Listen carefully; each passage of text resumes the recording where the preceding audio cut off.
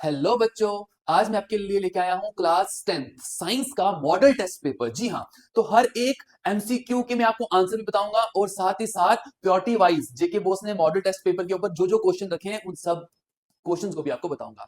और जिन बच्चों को हर एक चैप्टर के मोस्ट इंपॉर्टेंट क्वेश्चन चाहिए तो जल्दी से इस चैनल की प्लेलिस्ट में जाएं और प्लेलिस्ट में आपको साइंस का, फिजिक्स का सेपरेट वीडियो मिलेगी, आपको केमिस्ट्री का सेपरेट वीडियो मिलेगी और साथ ही साथ बायो की सेपरेट वीडियो मिलेगी। डिस्क्रिप्शन बॉक्स में भी मैं उस प्लेलिस्ट का लिंक डाल दूंगा। तो बिना टाइम वेस्ट किए स्टार्ट करते हैं आज की वीडियो। तो पेपर रहने वाला स्टूडेंट्स आपका वो 80 मार्क्स का पेपर रहने वाला है। ठीक है, स्टार्ट करते हैं सेक्शन ए से। सेक्शन ए का जो फर्स्ट क्वेश्चन है स्टूडेंट्स आपके पास वो है the radius of curvature of a spherical mirror is 20 centimetre, what is its focal length. तो स्टूडेंट्स आपको मालूम होगा relationship between radius of curvature and focal length. Radius of curvature is equal to twice of focal length. ठीक है students, radius of curvature हमें दिया हुआ है 20, तो 20 इज इक्वल टू 2f।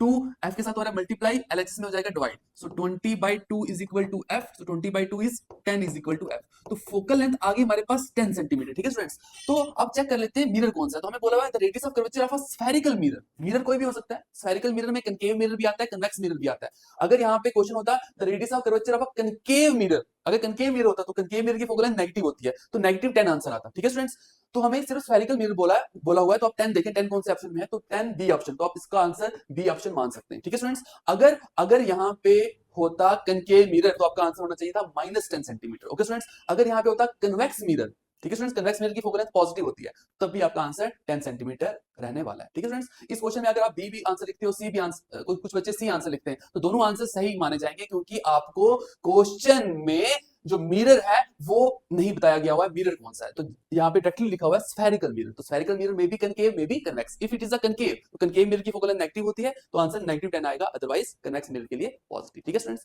तो बढ़ते हैं नेक्स्ट क्वेश्चन की ओर। नेक्स्ट क्वेश्चन है the power of concave lens of a focal length 20 centimetre. हमें पावर ऑफ लेंस निकालना है बच्चों। आपको पावर ऑफ लेंस का फॉर्मूला आता होगा P is equal to 1/f, 1 focal length. But focal length जो होती है वो मीटर में होनी चाहिए, तो हमें फोकल लेंथ दी हुई है 200 सेंटीमीटर। 200 सेंटीमीटर को मीटर में कन्वर्ट करेंगे तो ये आ जाएगा 2 मीटर। ठीक है स्टूडेंट्स, तो फोकल लेंथ कितनी हो जाएगी हमारे पास 2 मीटर। तो यहाँ पे डाल दें फार्मूले में P इज इक्वल टू 1/2। 1/2 कितना होता है students 0.5। Power of lens unit होती है डॉप्टर, तो power of lens is 0.5 Doppler. देखिए बच्चों को आंसर है 0.5, तो यस ऑप्शन नंबर सी। तो ऑप्शन नंबर सी आपका रहने वाला है करेक्ट आंसर।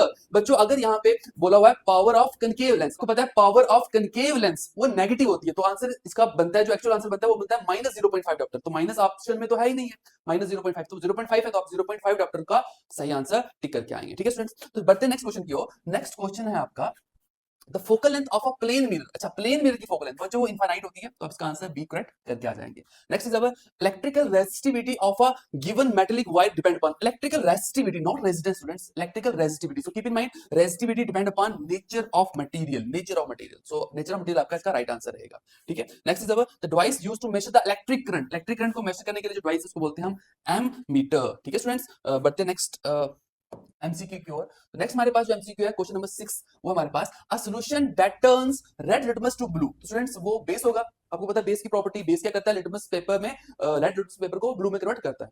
ठीक है स्टूडेंट्स, तो इस pH is likely to be, अगर ये बेस है तो बेस का जो पीएच होता है वो 7 से ज्यादा होता है, तो 7 से ज्यादा कौन सा ऑप्शन है, 1 एसिड है, 5 भी एसिड है, 4 भी एसिड है, तो इसका आंसर रहने वाला है डी। ठीक है students, I repeat the question, solution turns red litmus to blue, red से ब्लू, लिटमस पेपर रेड से ब्लू टर्न कब करता है, जब उसके ऊपर हम बेस डालते हैं, इट मींस बेस। हमें मालूम है बेस की जो पीएच होती है वो ग्रेटर देन 7 होती है, तो ग्रेटर देन 7 कौन सा आंसर है, D, so D is our right answer. Okay students, next question, question number 7, in order to balance the following chemical equation the value of the coefficient x and y। The value of the coefficient x and y, अगर हम इस chemical equation को जब हम balance करते हैं तो x और y की क्या वैल्यू होगी, हमें x और y की वैल्यू निकालनी है। मैं फिर से यहाँ पे पूरी इक्वेशन लिख देता हूँ स्टूडेंट्स। तो क्या हमारे पास इक्वेशन Pb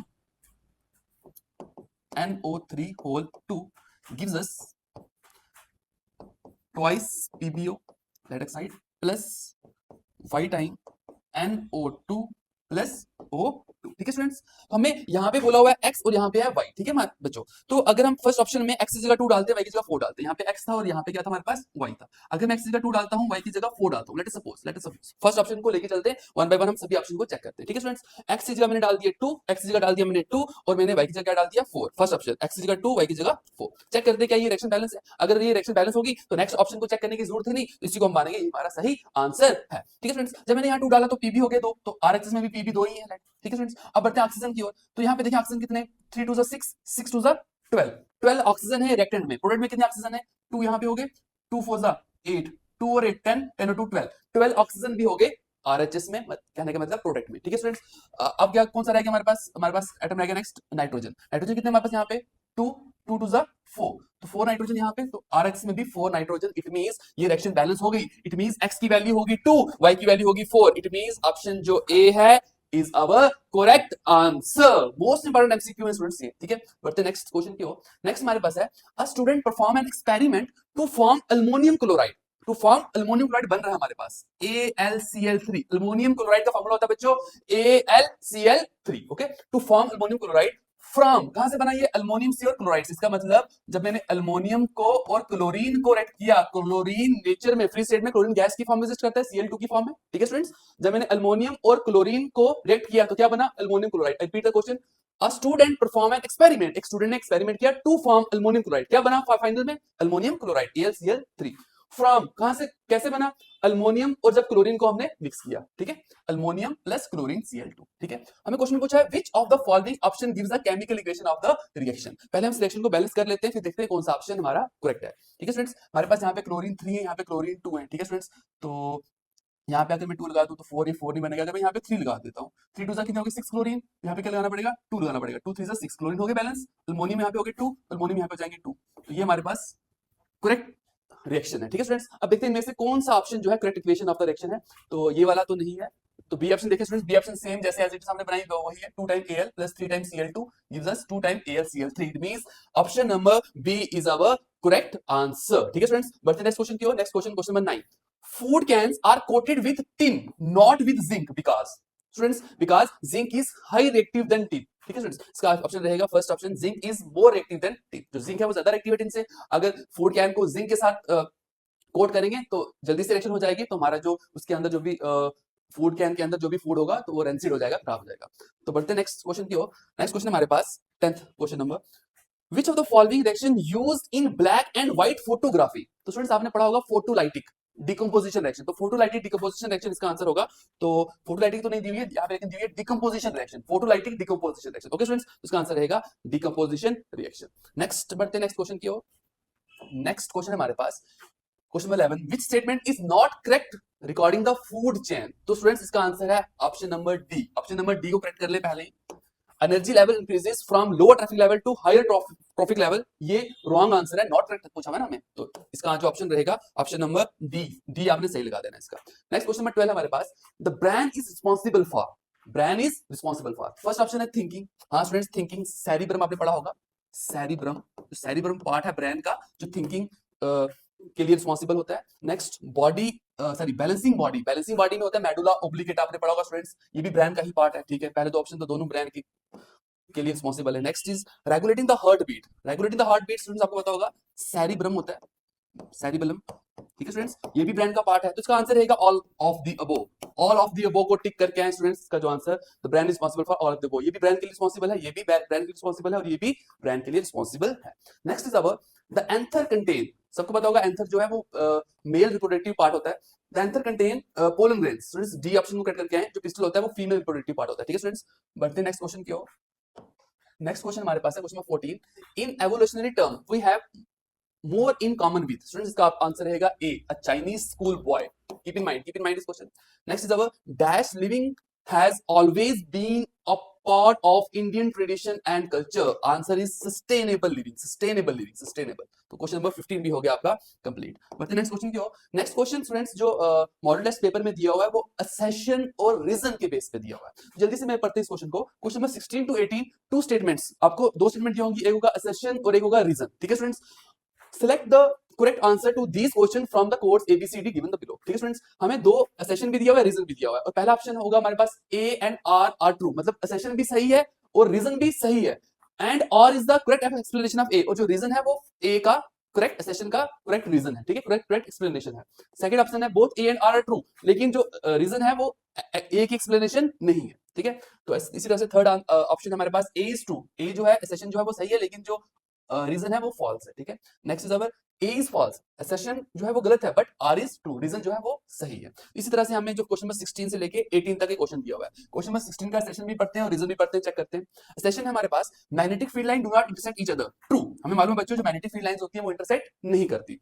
अगर वो इंटरसेक्ट करेंगी एक पॉइंट पे, अगर हम सपोज करेंगे, पता है आपको magnetic field lines are imaginary lines, अगर वो इंटरसेक्ट करती हैं तो एक पॉइंट पे हमें दो डायरेक्शन मिलती है, व्हिच इज नॉट पॉसिबल, ठीक है। पर इसका रीजन क्या दिया हुआ है, magnetic field lines are imaginary lines, yes magnetic field lines are imaginary line, the tangent to which at any points give the direction of the magnetic field at that point, yes students, इसका ये जो reason है ये वही reason है first की explanation, तो इसका आंसर जो रहने वाला है वो ए पार्ट रहेगा, A and R are true, assertion भी सही है, रीजन भी सही है, जो रीजन है is the correct explanation of assertion, ठीक है, R is the correct explanation of A, okay student, इसका आंसर रहेगा ए को आपने टिक कर दिया है।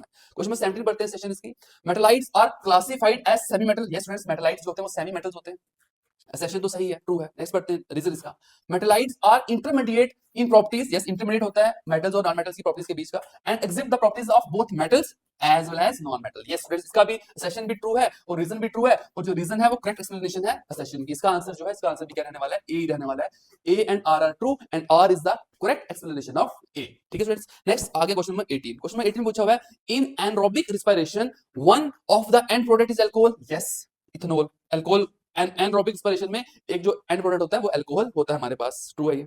There is an incomplete breakdown of glucose, yes incomplete breakdown होती है एनरोबिक रिस्पिरेशन में, तो सेशन भी सही है, रीजन भी सही है, और जो रीजन है वो करेक्ट एक्सप्लेनेशन है सेशन का, तो इसका आंसर भी रहेगा ए, जरूरी नहीं कि हर केस में आपको ए ही आंसर होगा, तो यहाँ पे जो तीन के तीन क्वेश्चन दिए थे, तीन के तीन का ऑप्शन आ रहा है ए, ओके स्टूडेंट्स। अब मैं आपको बताता हूँ जो आपके 2 सेक्शन बी में क्वेश्चन जो आए हुए हैं, उन क्वेश्चन का आप स्क्रीनशॉट ले लें, सेक्शन बी के 2 मार्क्स के जो क्वेश्चन है, जल्दी से स्क्रीनशॉट ले लें इस स्लाइड का, जल्दी से, ठीक है स्टूडेंट्स। बता दो आपको नेक्स्ट स्लाइड, ये भी 2 मार्क्स के क्वेश्चंस हैं, जल्दी से इसका भी स्क्रीनशॉट ले लें, इनमें से भी कोई क्वेश्चन आपको बोर्ड में दिख सकता है।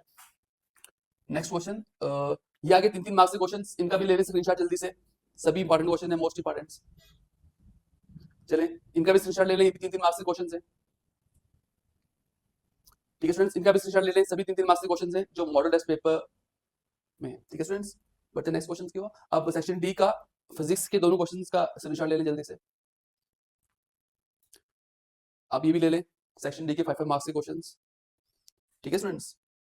तो सभी बच्चों ने स्क्रीनशॉट ले लिए होंगे, और इस मॉडल टेस्ट पेपर को कंप्लीट तैयार करना है आपने, उसके बाद आपने मेरी जो वीडियो है फिजिक्स की सेपरेट डाली है मैंने, केमिस्ट्री की भी और साथ साथ बायो की भी, प्लेलिस्ट में वो वीडियो होंगी, उन वीडियोस को देखें, आपको मैक्सिमम बेनिफिट मिलेगा, उन वीडियोस में जितने भी क्वेश्चन बताए हुए हैं हर एक चैप्टर के सभी क्वेश्चन को अच्छे से प्रिपेयर करके जाना। Thank you, have a nice day.